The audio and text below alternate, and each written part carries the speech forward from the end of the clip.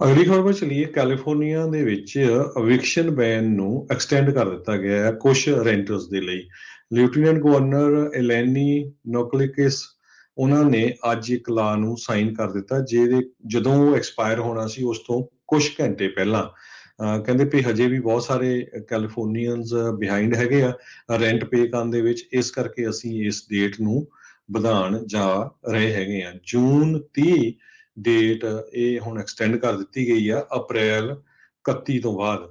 ਸੋ ਕਹਿੰਦੇ ਭਈ ਇਸ ਬਿੱਲ ਦੇ ਨਾਲ eviction ਲੋਕਾਂ ਦੀ ਉਹ ਹਟ ਜਾਊਗੀ, ਪਰ ਨਾਲ ਦੀ ਨਾਲ ਕਹਿੰਦੇ ਵੀ ਜਿਹੜੇ ਰੈਂਟਰਸ ਆ ਉਹਨਾਂ ਦੇ ਕੋਲ ਵੀ ਟਾਈਮ ਹੋਊਗਾ ਵੀ ਉਹ ਕਿਸ ਤਰ੍ਹਾਂ ਆਪਣੇ ਲੈਂਡਲੌਰਡਸ ਨੂੰ ਪੈਸੇ ਦੇ ਸਕਦੇ ਆ।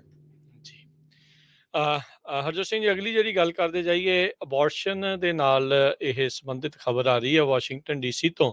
ਐਂਟੀ ਅਬੋਰਸ਼ਨ ਐਕਟਿਵਿਸਟ ਜਿਹੜੇ ਵੀ ਅਬੋਰਸ਼ਨ ਕਰਨ ਵਾਲੀਆਂ ਥਾਵਾਂ ਹੁੰਦੀਆਂ ਉਹਦੇ ਖਿਲਾਫ ਜਾ ਕੇ ਅਕਸਰ ਮੁਜ਼ਾਹਰਾ ਜਿਹੜਾ ਆ ਉਹ ਕਰਦੇ ਰਹਿੰਦੇ ਆ। ਤੇ ਆਪਾਂ ਰੀਸੈਂਟਲੀ ਦੇਖਿਆ ਵੀ ਸੁਪਰੀਮ ਕੋਰਟ ਦੇ ਉੱਤੇ ਹੁਣ ਨਜ਼ਰ ਆ ਰੋ ਵਰਸਿਸ ਵੇਡ ਮਾਮਲੇ ਨੂੰ ਲੈ ਕੇ ਵੀ ਉਸ ਕੇਸ ਦੀ ਜਦੋਂ ਸੁਣਵਾਈ ਲੈਂਦੀ ਆ ਸੁਪਰੀਮ ਕੋਰਟ, ਤੇ ਫਿਰ ਕਿੱਦਾਂ ਦਾ ਫੈਸਲਾ ਜਿਹੜਾ ਆਉਂਦਾ ਆ। ਉਧਰ ਐਂਟੀ ਅਬੋਰਸ਼ਨ ਐਕਟਿਵਿਸਟ ਜਿਹੜੀ ਅਬੋਰਸ਼ਨ ਦੇ ਉਲਟ ਬੋਲਣ ਵਾਲੀ ਇੱਕ ਲੌਰਨ ਹੈਂਡੀ ਆ, ਉਸ ਦੇ ਘਰ ਦੇ ਵਿੱਚੋਂ 5 ਫੀਟਸਿਸ ਯਾਨੀ ਕਿ ਗਰਭ ਦੇ ਵਿੱਚੋਂ ਜਿਹੜੇ ਬੱਚੇ ਹੁੰਦੇ ਆ ਉਹ ਲੱਭੇ ਆ। ਕਹਿੰਦੇ ਵੀ ਇਹ ਉਹਨਾਂ 9 ਬੰਦਿਆਂ ਦੇ ਵਿੱਚੋਂ ਇੱਕ ਹੈਗੀ, 9 ਲੋਕਾਂ ਚੋਂ ਇੱਕ ਆ ਜਿਸ ਨੇ ਡੀਸੀ ਦੇ ਅਬੋਰਸ਼ਨ ਕਲੀਨਿਕਸ ਦੇ ਵਿੱਚ ਐਕਸੈਸ ਨੂੰ ਜਿਹੜਾ ਉਹ ਬਲੌਕ ਕੀਤਾ ਸੀਗਾ। ਸੋ 28 ਸਾਲਾਂ ਦੀ ਲੌਰਨ ਹੈਂਡੀ ਦੇ ਘਰੇ ਪੁਲਿਸ ਜਦ ਗਈ, ਉਹਨਾਂ ਨੂੰ ਇਨਵੈਸਟੀਗੇਟਿਵ ਜਿਹੜੀ ਟਿਪ ਮਿਲੀ ਸੀਗੀ ਬਾਇਓ ਹੈਜ਼ਰਡ ਮਟੀਰੀਅਲ ਨੂੰ ਲੈ ਕੇ, ਤਾਂ ਉੱਥੇ ਉਹਨਾਂ ਨੂੰ 5 ਫੀਟਸਿਸ ਜਿਹੜੇ ਆ ਉਹ ਬਰਾਮਦ ਹੋਏ ਨੇ। ਸੋ ਹੁਣ ਹੈਂਡੀ ਦੇ ਉੱਤੇ ਕਹਿੰਦੇ ਆ ਵੀ ਇਹ ਜਿਹੜੇ ਚਾਰਜਸ ਆ ਉਹ ਵੀ ਲੱਗਣਗੇ, ਤੇ ਪੁਲਿਸ ਹੁਣ ਅਗਲੀ ਜਾਂਚ ਜਿਹੜੀ ਉਹ ਕਰ ਰਹੀ ਆ। ਸੋ ਇਦਾਂ ਵੀ ਜਿਹੜਾ ਹਰਜੋਤ ਸਿੰਘ ਜੀ ਇਹ ਹੁੰਦਾ ਵੀ ਕਈ ਵਾਰੀ ਇਦਾਂ ਦੇ ਜਿਹੜੇ ਲੋਕ ਆ ਫੇਸ ਕੋਈ ਹੋਰ ਹੁੰਦਾ ਆ, ਚਿਹਰਾ ਕੋਈ ਹੋਰ ਲਈ ਫਿਰਦੇ ਆ, ਅੰਦਰ ਖਾਤੇ ਆਪ ਵੀ ਉਦਾਂ ਦੇ ਪੁੱਠੇ ਕੰਮ ਜਿਹੜੇ ਉਹ ਕਰੀ ਜਾ ਰਹੇ ਹੁੰਦੇ ਆ।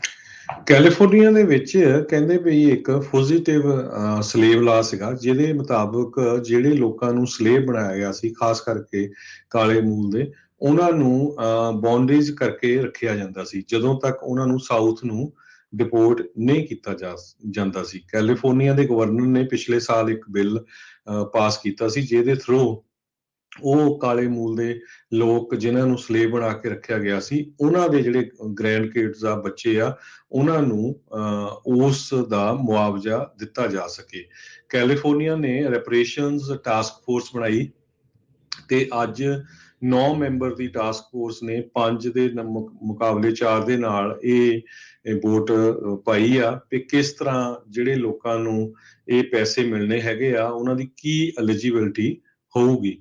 ਸੋ 19ਵੀਂ ਸੈਂਚੁਰੀ ਦੇ ਵਿੱਚ ਜਿਹੜੇ ਲੋਕਾਂ ਨੂੰ ਸਲੇਵ ਬਣਾਇਆ ਗਿਆ ਸੀ, ਜਿਹੜੇ ਉਹਨਾਂ ਦੇ ਗਾਹਾਂ ਬੱਚੇ, ਪੋਤੇ ਪੋਤੀਆਂ, ਦੋਤੇ ਦੋਤੀਆਂ ਹੈਗੇ ਆ, ਉਹਨਾਂ ਨੂੰ ਇਹ ਉਸ ਟਾਈਮ ਦੇ ਉੱਤੇ ਜੋ ਕੈਦੀ ਬਣਾਇਆ ਗਿਆ ਸੀ, ਸਲੇਵ ਬਣਾ ਕੇ ਕੰਮ ਕਰਾਇਆ ਜਾਂਦਾ ਸੀ, ਉਸ ਦੇ ਪੈਸੇ ਮਿਲਣਗੇ। 2.6 ਮਿਲੀਅਨ ਅਫਰੀਕਨ ਅਮਰੀਕਨਸ ਕੈਲੀਫੋਰਨੀਆ ਦੇ ਵਿੱਚ ਇਸ ਕੈਟਾਗਰੀ ਦੇ ਅੰਡਰ ਆਉਂਦੇ ਹੈਗੇ ਆ। ਜੀ, ਫਲੋਰੀਡਾ ਦੇ ਗਵਰਨਰ ਬੀਤੇ ਕੁਝ ਦਿਨਾਂ ਤੋਂ ਕਾਫੀ ਜਿਹੜੇ ਉਹ ਹੁਣ ਚਰਚਾ ਦੇ ਵਿੱਚ ਆ।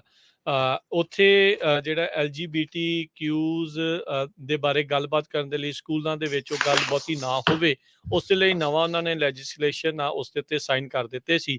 ਇਸੇ ਦੇ ਚੱਲਦਿਆਂ LGBTQ ਦੇ ਸਟੂਡੈਂਟਸ ਉਹਨਾਂ ਦੇ ਕਹਿੰਦੇ ਵੀ ਪੇਰੈਂਟਸ ਦੇ ਦੁਆਰਾ ਇਸ ਨਵੇਂ ਕਾਨੂੰਨ ਨੂੰ ਲੈ ਕੇ ਗਵਰਨਰ ਡਿਸੈਂਟਸ ਆ ਉਹਨਾਂ ਖਿਲਾਫ ਲਾਸੂਟ ਦਰਜ ਕਰ ਦਿੱਤਾ ਗਿਆ ਆ। ਉਹਨਾਂ ਨੂੰ ਉਹਨਾਂ ਨੇ ਕੀਤਾ ਆ। ਸੋ ਇਹ ਜਿਹੜੇ ਗਰੁੱਪ ਇਹ ਆਖਦਾ ਆ ਵੀ ਇਹ ਇਸ ਤਰੀਕੇ ਨਾਲ LGBTQ ਲੋਕਾਂ ਦੇ ਬਾਰੇ ਜਿਹੜਾ ਫਲੋਰੀਡਾ ਸਕੂਲਸ ਦੇ ਵਿੱਚ ਗੱਲਬਾਤ ਪਬਲਿਕ ਸਕੂਲ 'ਚ ਹੋਊਗੀ, ਉਹਨਾਂ ਨੂੰ ਅਰੇਜ਼ ਕਰਨ ਦੀ ਕੋਸ਼ਿਸ਼ ਆ, ਤੇ ਇਹਨਾਂ ਨੂੰ ਸਟਿਗਮੈਟਾਈਜ਼ ਉਹ ਕਰਨਾ ਚਾਹੁੰਦੇ ਨੇ ਤੇ ਇਹਨਾਂ ਨੂੰ ਚੁੱਪ ਕਰਾਉਣਾ ਚਾਹੁੰਦੇ ਨੇ। ਪੇਰੈਂਟਲ ਰਾਈਟ ਇਨ ਐਜੂਕੇਸ਼ਨ ਬਿੱਲ, ਜਿਸ ਨੂੰ ਬਹੁਤ ਸਾਰੇ ਇਸ ਦੇ ਕ੍ਰਿਟਿਕਸ ਨੇ ਡੋਂਟ ਸੇ ਗੇ ਬਿੱਲ ਦੇ ਨਾਮ ਦਿੱਤਾ ਸੀਗਾ, ਉਹਨਾਂ ਦੇ ਲੈ ਕੇ ਕਾਫੀ ਵਿਵਾਦ ਜਿਹੜਾ ਆ ਉਹ ਛਿੜਿਆ ਹੋਇਆ ਸੀਗਾ। ਸੋ ਹੁਣ 80 ਪੇਜਾਂ ਦੀ ਇੱਕ ਕੰਪਲੇਂਟ ਉਹ US ਡਿਸਟ੍ਰਿਕਟ ਕੋਰਟ ਜਿਹੜੇ ਨਦਰਨ ਡਿਸਟ੍ਰਿਕਟ ਆਫ ਫਲੋਰੀਡਾ ਆ ਉਸ ਦੇ ਵਿੱਚ ਦਰਜ ਜਿਹੜੀ ਉਹ ਕਰਾਈ ਗਈ ਹੈਗੀ ਆ।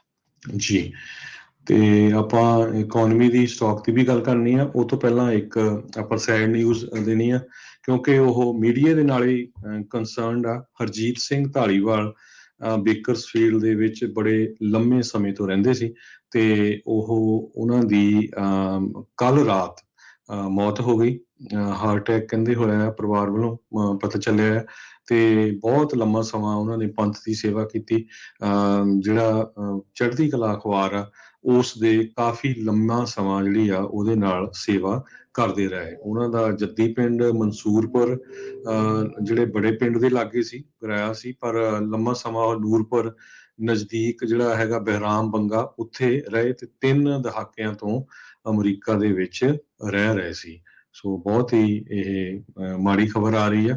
ਆਪਾਂ ਪੰਜਾਬੀ ਰੇਡੀਓ USA ਦੀ ਪੂਰੀ ਟੀਮ ਉਹਨਾਂ ਦੇ ਦੁੱਖ ਦੇ ਵਿੱਚ ਭਾਈਵਾਲ ਆ।